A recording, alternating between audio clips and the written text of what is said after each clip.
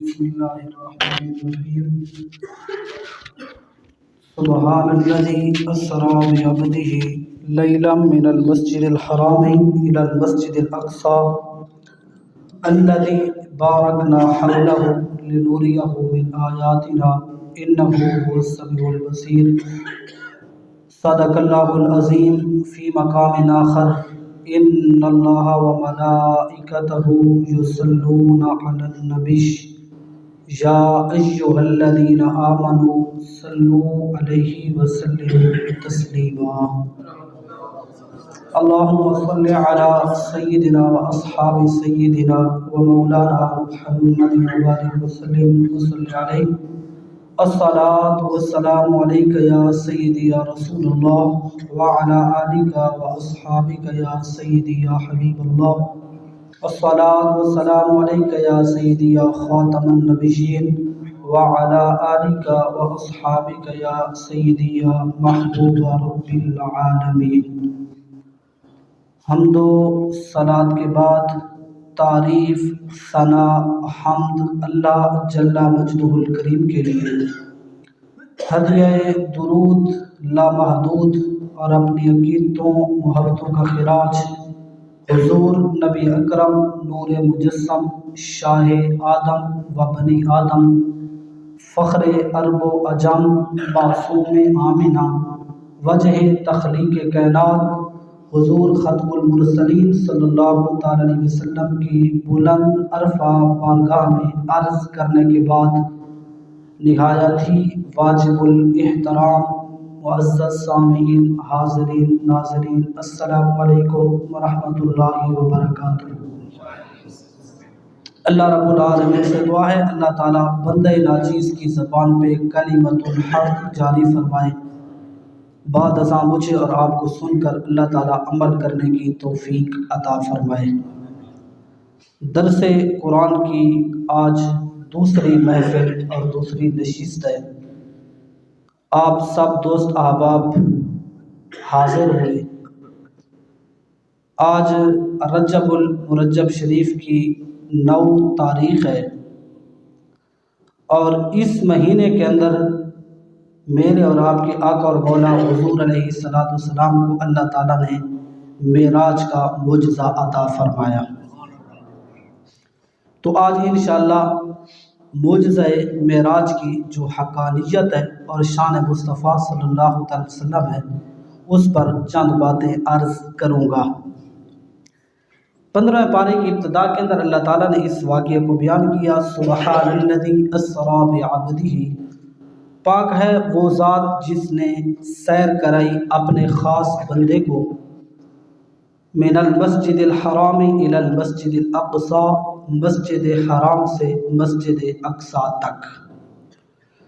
یہ بات تو قرآن مجید کے دامن کے اندر موجود ہے، لیکن کچھ لوگ اس چیز کے مریض ہیں کہ وہ معجزات کا انکار کرتے ہیں اور اس چیز کو ان کا عقل نہیں مانتا۔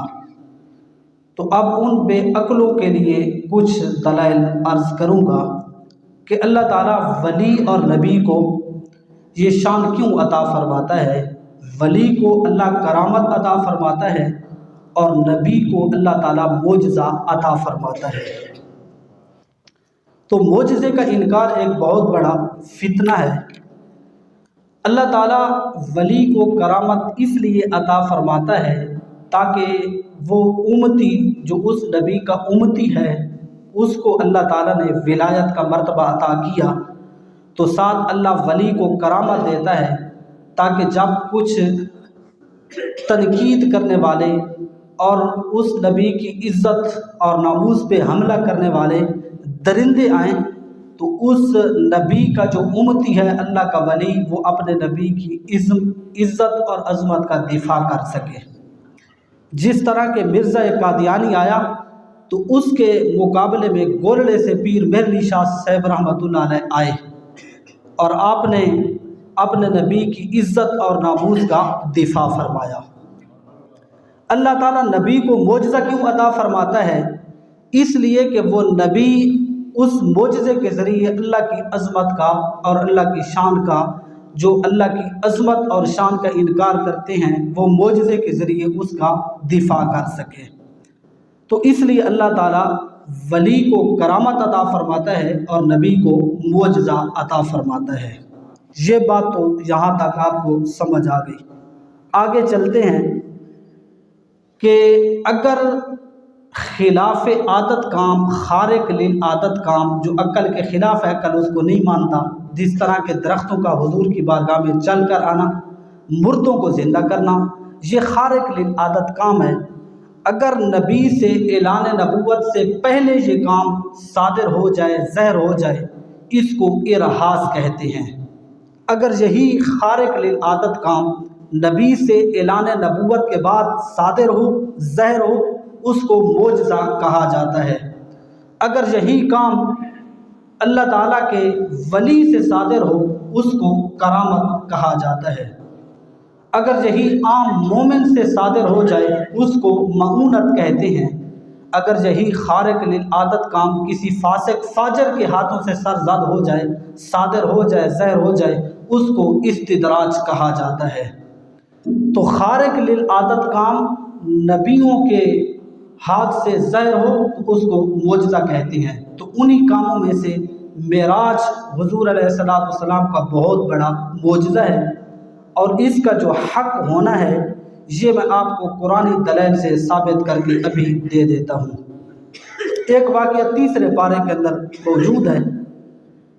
حضرت سیدنا عزیر علیہ السلام اللہ کے نبی گزرے ہیں، ایک ویران بستی سے گزرے تو دیکھ کر حیران رہ گئے کہ یہ بستی ہے، ویران پڑی ہے، اللہ تعالیٰ اس کو کیسے سرسبز اور شاداب فرمائے گا، اس پہ سبزہ کیسے اگے گا، یہ کب کھیتی باڑی والی زمین بنے گی، یہ تو ویران بستی ہے۔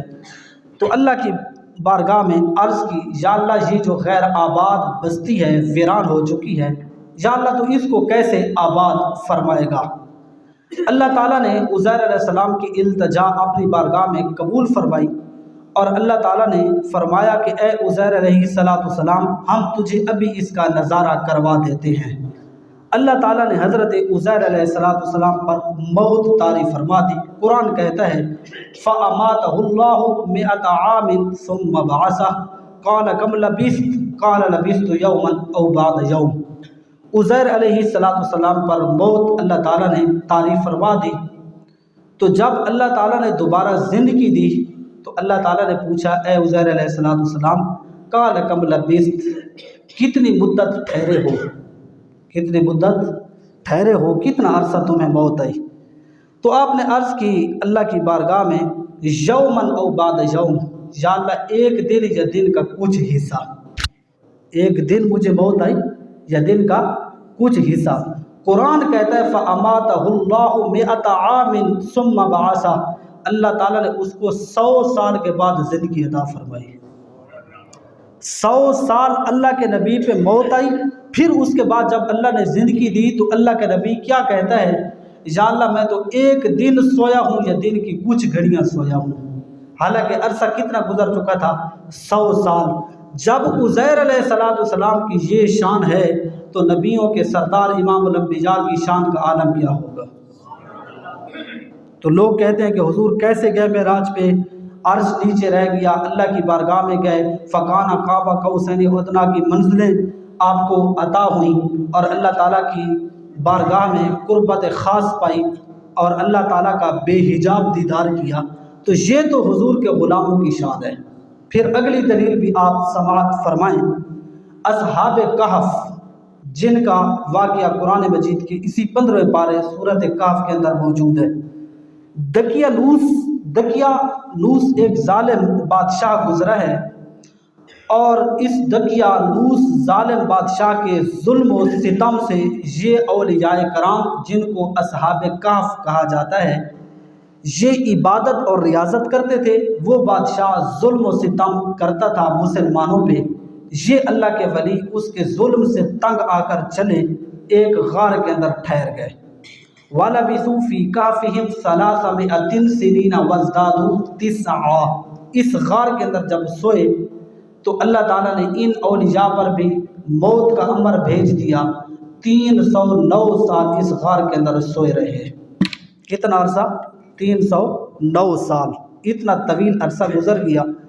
جب اللہ تبارک و تعالیٰ نے ان کو دوبارہ زندہ فرمایا، قال قائل منہم کم لبثتم، تو ایک دوسرے سے پوچھنے لگے کم لبثتم، بتاؤ تم کتنا عرصہ ٹھہرے ہو۔ ان میں سے ایک کہنے والا کہنے لگا کم لبثتم، کتنا عرصہ تم غار کے اندر سوئے ہو۔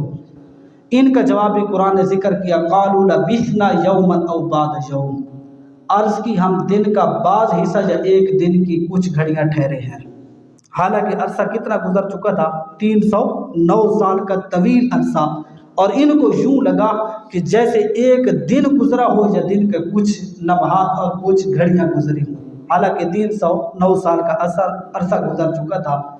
تو جب اصحاب کہف کے لیے 309 سال کا عرصہ ایک دن یا دن کا بعض حصہ گزرے، تو بتاؤ امام الانبیاء کے لیے اتنا طویل سفر کیسے مختصر نہیں ہو سکتا؟ تو میرے حضور تھوڑے سے وقت میں گئے، اتنی ساری جو مقامات تھے ان کا مشاہدہ بھی فرمایا، اور اللہ کی بارگاہ میں بھی گئے، نمازوں کا تحفہ بھی امت کے لیے لے کر آئے۔ تو جس طرح اصحاب کہف کے لیے 309 سال کا عرصہ ایک دن یا دن کی کچھ گھڑیاں گزرتے ہوئے لگتا ہے، تو امام الانبیاء کے لیے تو وقت اس سے بھی مختصر تھا۔ اسی طرح واقعہ ایک اور آپ سماعت فرمائیں، حضرت سلیمان علیہ السلام کی امتی تھا آصف بن برخیہ۔ حضرت سلیمان علیہ السلام کی امت کے اولیاء میں سے سورۃ نمل کے اندر اس کا واقعہ بھی موجود ہے۔ حضرت سلیمان علیہ السلام کے پاس جب ملکہ بلقیس آئی تو آپ نے فرمایا کہ اس کے آنے سے پہلے میری بارگاہ میں اس کا تخت لے کر آؤ۔ ایکم یاتینی بعرشہا قبل ان یاتونی مسلمین، اس کے آنے سے پہلے کہ وہ میری بارگاہ میں فرما بردار ہو کر آئے، اس کے آنے سے قبل پہلے کوئی ہے جو میری بارگاہ میں اس کا تخت لائے۔ ساوی الجلالین کے اندر موجود ہے کہ یہ کتنا لمبا سفر تھا، 1 مہینہ جانے کے لیے لگتا تھا، 1 واپسی پہ لگتا تھا، اتنا طویل سفر۔ اور سلیمان علیہ السلام نے فرمایا کوئی ہے جو میرے پاس لے کر آئے؟ تو ایک ہیکل جن کھڑا ہوا، قال عفریت من الجن انا آتیک بہ قبل ان تقوم من مقامک، عرض کی حضور میں جاتا ہوں، وہ جو اتنا بڑا تخت ہے ملکہ بلقیس کا میں آپ کے پاس لے کر آؤں گا۔ آپ نے فرمایا کتنی دیر لگے گی؟ اس نے کہا حضور آپ کی مجلس برخاست ہونے سے پہلے۔ سلیمان علیہ السلام بادشاہ تھے، لوگوں کے معاملات اور فیصلے فرماتے تھے۔ صبح کے وقت آپ کی محفل شروع ہوتی تھی اور ظہر کے وقت ختم ہو جاتی تھی۔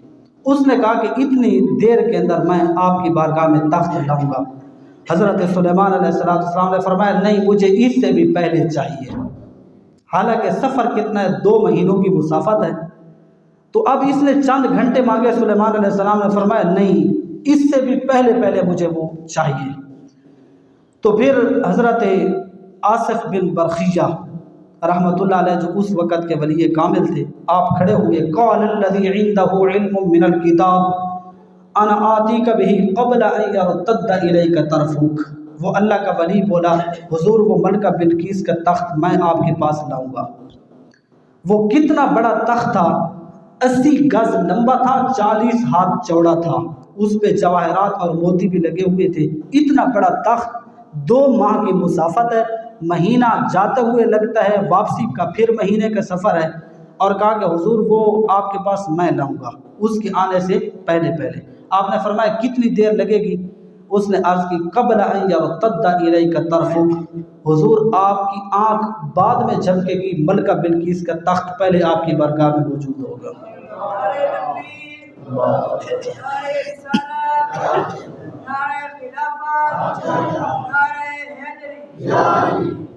تو اب بتاؤ جب آصف بن برخیہ جو حضرت سلیمان علیہ السلام کا امتی ہے، حضرت سلیمان علیہ السلام کی امت کا ولی ہے، وہ جب اتنا طویل سفر آنکھ جھپکنے سے پہلے طے کر لیتا ہے، تو بتاؤ جو سلیمان علیہ السلام کا امام بنا تھا معراج کی رات، اس کے لیے یہ سفر کیسے مختصر نہیں ہو سکتا؟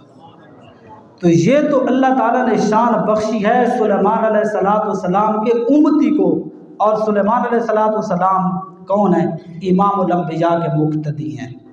तो जब मुक्तदी के वली की शान का ये आलम है, उसकी उम्मत के वली का ये आलम है, तो फिर इमामुल अंबिया की शान का आप अंदाज़ा खुद लगाएं। अल्लाह ताला ने क्या शान अता फरमाई महबूब अलैहिस्सलाम को, और दलील आप समात फरमाएं मोजज़ा मेराज की हकानियत पर। क़यामत की जो मुद्दत है, क़यामत का जो दिन है, वो कितना लंबा होगा, इसको सूरत माआरिज के अंदर अल्लाह ताला ने बयान फरमाया है। कुरान मजीद का 29 पारा है, सूरत माआरिज है। अल्लाह ताला ने इरशाद फरमाया फ़ी यौमिन काना मिक़दारुहु 50 अल्फ़ सना। क़यामत का जो दिन है वो इतना लंबा चौड़ा होगा, 50,000 साल का एक दिन होगा। 50,000 साल का एक दिन, जिस पर सहाबा कराम अलैहिर्रिज़वान ने हुज़ूर अलैहिस्सलाम की बारगाह में अर्ज़ की, हुज़ूर इतनी तिवालत पर मुश्तमिल दिन ये कैसे गुजरेगा, 50,000 साल का दिन। तो आका करीम अलैहिस्सलाम ने फरमाया, ऐ मेरे ग़ुलामों परेशान ना हो, ये दिन अपनों के लिए नहीं है, ये तो गैरों के लिए है। जो मेरे बन चुके, मेरे उम्मती हैं, जो मेरा कलमा पढ़ने वाले हैं, ये उनके लिए मसला नहीं है। ये तो जो हमारे गैर हैं, काफिर हैं, उनके लिए ये इतना लंबा दिन होगा 50,000 साल का। फिर अर्ज़ की हुजूर हमारे लिए कितना होगा? आका करीम अलैहिस्सलाम ने इरशाद फरमाया, ऐ मेरे ग़ुलामों, मेरी उम्मत के लिए तो ये वक्त इतना होगा जितना असर की 4 रकात पे टाइम लगता है, मेरी उम्मत के लिए ये वक्त इतना थोड़ा हो जाएगा। तो आप 4 रकात पढ़ते हैं, कितना टाइम लगता है? 5-6 मिनट लगते हैं। तो हुजूर ने फरमाया होगा 50,000 साल का दिन, लेकिन जो मेरा कलमा पढ़ने वाले हैं, अल्लाह ताला उनके लिए ये दिन इतना मुख्तसर फरमा देगा।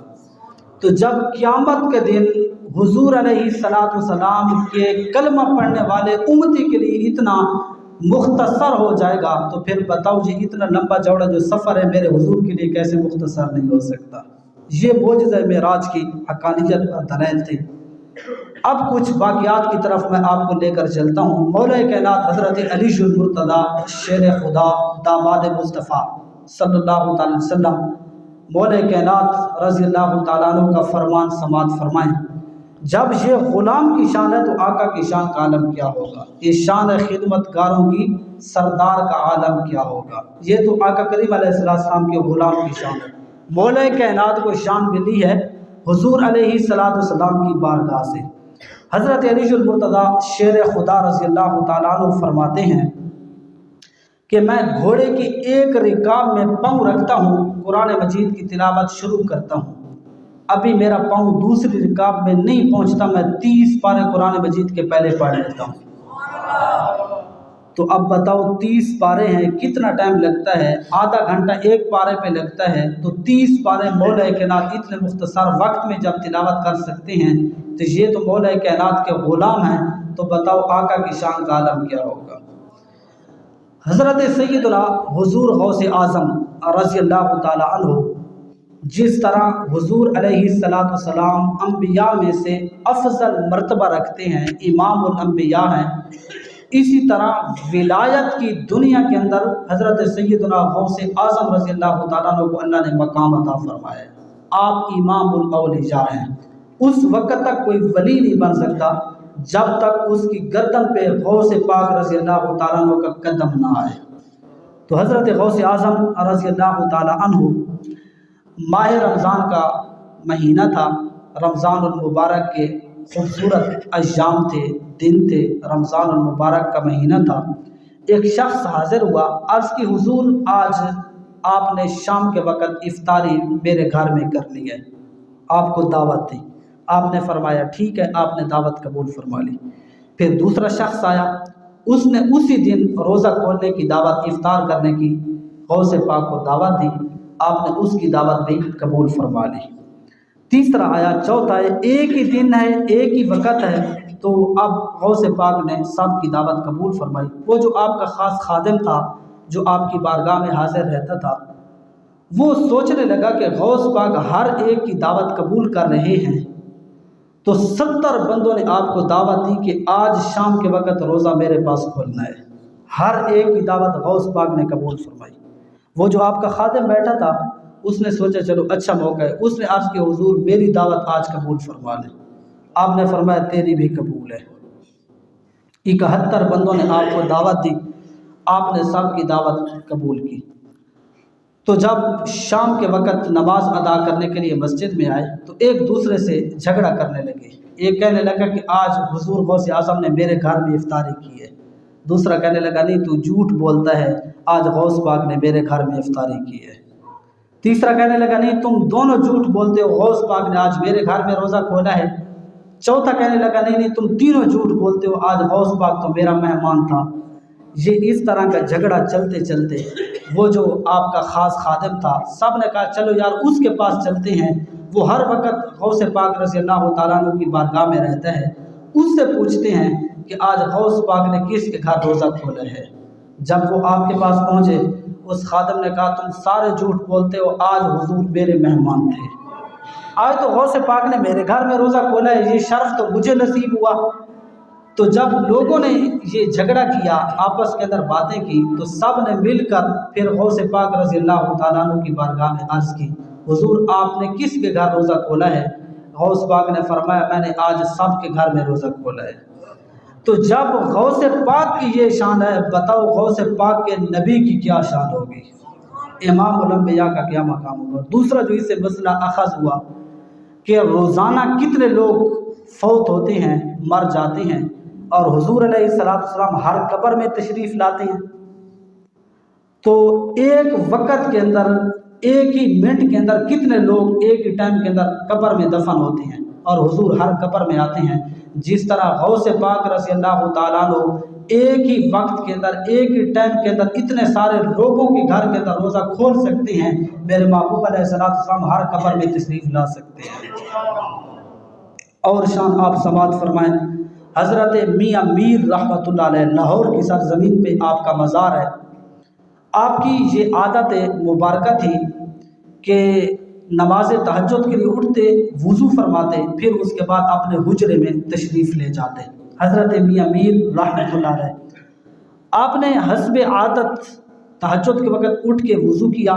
آپ کا جو خاص خادم تھا آپ کی بارگاہ میں حاضر رہتا تھا، تو اس نے دیکھا کہ آپ اپنے حجرے میں تشریف لے گئے۔ اس نے کہا پتہ نہیں ہر روز حضور تہجد کے وقت وضو فرماتے ہیں، اپنے حجرے کے اندر کوئی خاص وظیفہ پڑھتے ہیں، چلو آج میں بھی دیکھتا ہوں۔ جب حجرے کے اندر پہنچا دیکھا تو حجرہ خالی پڑا ہے، صرف جائے نماز ہے، حضرت میاں میر رحمۃ اللہ علیہ غائب ہے۔ اب وہ انتظار کرنے لگا، ابھی پیر صاحب داخل ہوئے، پتہ نہیں کہاں چلے گئے۔ جب صبح کی نماز کا وقت ہوا پھر اسی مسجد کے اندر اللہ کا ولی حضرت میاں میر رحمۃ اللہ علیہ نے فجر کی نماز اپنی مسجد میں ادا کی۔ وہ جو آپ کا خاص خادم تھا اس نے آج وہ پردہ اٹھا دیا کہ حضور میں آپ کے کمرے میں گیا، آپ نہیں تھے، آپ اس کی وجہ بتائیں آپ کہاں گئے تھے۔ اب حضرت میاں میر رحمۃ اللہ علیہ کو پتہ چل گیا کہ اب جو پردہ تھا وہ تو فاش ہو گیا، اب چھپانے کا کیا فائدہ۔ آپ نے فرمایا سنو، ہم روزانہ تہجد کا وضو یہاں کرتے ہیں، نماز تہجد کی نماز مسجد نبوی میں ادا فرماتے ہیں۔ حضور علیہ السلام کے روزے پہ جا کے حاضری دیتا ہوں، مسجد نبوی میں نماز تہجد پڑھتا ہوں، پھر جب صبح کی جماعت ہوتی ہے پھر واپس آ کر یہاں پر نماز فجر ادا کرتا ہوں۔ تو جب یہ حضرت میاں میر رحمۃ اللہ علیہ جو حضور علیہ السلام کی امت کا ولی ہے، اس کی یہ شان ہے، اتنا لمبا سفر اس کے لیے مختصر ہو سکتا ہے تو امام الانبیاء کے لیے کیسے مختصر نہیں ہو سکتا۔ اور آپ شان فرمائیں معجزہ معراج کی جو حقانیت ہے حضور کی اور عظمت اور شان سنیں۔ حضرت داتا گنج بخش علی حجویری رحمۃ اللہ علیہ لاہور کی سرزمین پہ آپ کا مزار پر انوار ہے، اور روزے پہ میں نے کئی مرتبہ حاضری دی ہے اور آپ بھی جاتے ہیں آپ کے روزے انور پہ۔ جن لوگوں کو یہ سعادت ملی ہے ہر وقت اللہ تعالیٰ کی انوار اور تجلیات اور رحمتوں کا نزول ہوتا ہے، یہ بہت بڑے اللہ کے ولی ہیں۔ حضرت داتا گنج بخش علی حجویری رحمۃ اللہ علیہ جب لاہور کی سرزمین پہ تشریف لائے، آپ نے سب سے پہلے اللہ کا گھر مسجد کو تعمیر کیا، مسجد بنائی۔ تو جو کچھ خطبہ تھے ان کو اعتراض تھا، انہوں نے تنقید کرتے ہوئے کہا کہ حضور جو آپ کے مسجد کے قبلے کی سمت ہے، محراب ہے، یہ درست نہیں ہے، قبلے کے عین مطابق نہیں ہے۔ تو حضرت داتا گنج بخش علی حجویری رحمۃ اللہ علیہ نے فرمایا چلو तुम मेरे पास आ जाओ। सब को बुलवाया, वो सब जो खुतबा उलमा थे आपकी बारगाह में हाजिर हुए। हर एक खुश था कि हज़रत हमारी बात मानेंगे और हमें ये कहते हैं कि आपने ठीक कहा है। तो जब हज़रत दाता गंज बख्श अली अजमेरी रहमतुल्लाह अलैह के पास पहुँचे तो दाता साहब ने फरमाया, तुम कहते हो मेरे किबले की सिमत दुरुस्त नहीं है, मेरी जो मस्जिद है इसका किबला ठीक नहीं है। उन्होंने कहा हम कहते हैं। आपने फरमाया ज़रा इस तरफ देखो। जब उन्होंने देखा, अल्लाह ताला ने हिजाबात उठा दिए, सामने अल्लाह का घर काबा बैतुल्लाह नजर आया। सिर्फ काबा बैतुल्लाह को उन्होंने लाहौर की सरजमीन पे नहीं देखा, वो देखने वाले कहते हैं दाता साहब ने हमें वो लोग भी दिखा दिए जो उस वक़्त काबा बैतुल्लाह का तवाफ़ कर रहे थे। जब अल्लाह ताला ने उनके सामने ये हिजाबात उठा दिए हुजूर के ग़ुलामों के लिए, बताओ ये जो इतना तवील सफ़र सा मेरे हुजूर के लिए कैसे मुख्तसर नहीं हो सकता। अगली शान हज़रत शेख अब्दुल हक मुहद्दिस देलवी रहमतुल्लाह अलैह नकल फरमाते हैं, एक मुअज्जिन था बगदाद का रहने वाला। एक दिन उसने नमाज जुम्मा के लिए अजान देनी चाहिए। कुछ लोगों के साथ उसकी मुलाकात हुई। लोगों ने कहा कि हज़रत कहाँ जा रहे हो, अब अजान का टाइम है। उसने कहा मैं दजला के किनारे जा रहा हूँ, गुस्ल करके वापस आता हूँ, मैं नमाज जुम्मा की अजान खुद दूँगा। जब उसने कपड़े उतारे, गुस्ल किया, तो जब अगली जो उसकी मुसाफत थी वो उससे बाहर निकला तो देखा कि वो दरियाए दजला नहीं था, दरियाए नील था। लोगों से पूछा ये दरियाए दजला है? उन्होंने कहा नहीं, तुम पागल हो, ये तो दरियाए नील है। वो हैरान हो गया कि मैंने जब नहाने के लिए पानी के अंदर गोता लगाया उस वक्त दरियाए दजला था, अब लोग कहते हैं ये दरियाए नील है। फिर आपने लोगों को कहा कि ये बगदाद है, उन्होंने कहा ये नहीं, बगदाद नहीं है, ये तो मिस्र है। वो मुअज्जिन वहाँ पर 12 साल रहा। फिर उसका वही मामूल था कि मुअज्जिन बन के अजान देता था। उसने 12 साल के अरसे के अंदर वहाँ पर शादी की, वहाँ पर उसकी औलाद भी हुई। फिर ऐन 12 साल के बाद दरियाए नील पे नहाने के लिए आया। जब उसने दरिया के अंदर गोता लगाया, दरियाए नील का किनारा था, जब बाहर निकला तो वही दरियाए दजला था। उसने शुरू किया था गुस्ल दरियाए नील पर मिस्र के अंदर। जब बाहर निकला तो सामने दरियाए दजला था और बगदाद का शहर था। फिर लोगों से पूछा बताओ ये कौन सी जगह है? लोगों ने कहा ये बगदाद है, दरियाए दजला है। जब बाहर निकला वही कपड़े जो नहाने के लिए बाहर उतारे थे उसी तरह सलामत थे, वो कपड़े पहने। तो जब आम मोमिन की ये शान है, बताओ मेरे नबी के लिए ये सफ़र कैसे मुख्तसर नहीं हो सकता। ये मोजज़ा मेराज जो है ये आका करीम अलैहिस्सलाम का बहुत बड़ा मोजज़ा है।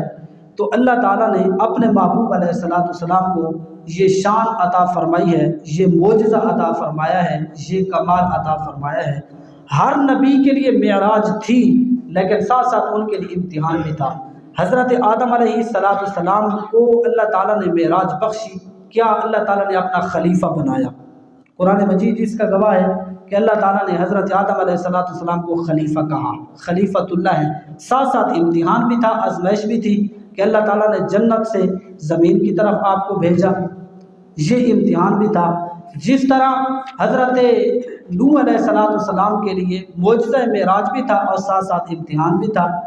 आपने कश्ती बनाई, अल्लाह ताला ने आपको पार लगाया, आपके जो पैरोकार थे वो कश्ती से बच गए, लेकिन साथ साथ इम्तिहान और आज़माइश भी सख्त थी कि तूफ़ान नूह देखना पड़ा कि तूफ़ान भी आया था। हज़रत इब्राहीम अलैहिस्सलाम नमरूद की आग में पहुँचे, जहाँ पर आपने मेराज की वहाँ आपके लिए सख्त आज़माइश भी थी। इसी तरह हज़रत इस्माईल अलैहिस्सलाम को जहाँ मेराज नसीब हुई, छुरी के साए तले जहाँ अल्लाह की मेराज की है वहाँ पर इतनी बड़ी आज़माइश भी देखी है। तो अल्लाह ताला के जो नबी हैं उन्होंने मेराज की, लेकिन साथ साथ उन पे इम्तिहान भी था। लेकिन इमामुल अंबिया अलैहिस्सलाम को अल्लाह ताला ने ये शर्फ बख्शा है कि अल्लाह ताला ने कुर्बत ख़ास के अंदर बुलाकर ये एजाज़ात अता फरमाए।